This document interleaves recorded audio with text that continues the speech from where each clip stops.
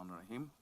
আমি আমি সশ্রদ্ধ চিত্তে তারেক রহমান সশস্ত্র চিত্রে শপথ করিতেছি যে শপথ করিতেছি যে আমি আইন অনুযায়ী আইন অনুযায়ী সরকারের প্রধানমন্ত্রী পদের কর্তব্য সরকারের প্রধানমন্ত্রী পদের কর্তব্য বিশ্বস্ততার সহিত পালন করিব। বিশ্বস্তার সহিত পালন করিব। আমি আমি বাংলাদেশের প্রতি অকৃত্রিম বিশ্বাস ও আনুগত্য পোষণ করিব। আমি সংবিধানের রক্ষণ, সমর্থন ও নিরাপত্তা বিধান করিব। আমি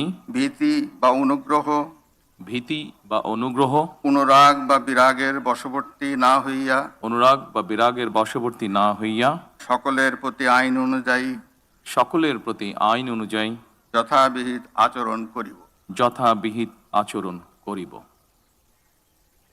এবার মাননীয় প্রধানমন্ত্রীর গোপনীয়তার শপথ পাঠ পরিচালনা করার জন্য রাষ্ট্রপতি মহোদয়কে বিনীত অনুরোধ জানাচ্ছি। আমি তারেক রহমান সশস্ত্র চিত্রে শপথ করিতেছি যে সরকারের প্রধানমন্ত্রী রূপে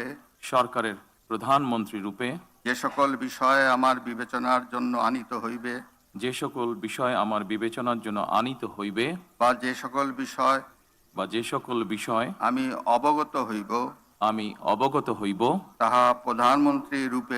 তাহা প্রধানমন্ত্রী রূপে যথাযথভাবে আমার কর্তব্য পালনের প্রয়োজন ব্যতীত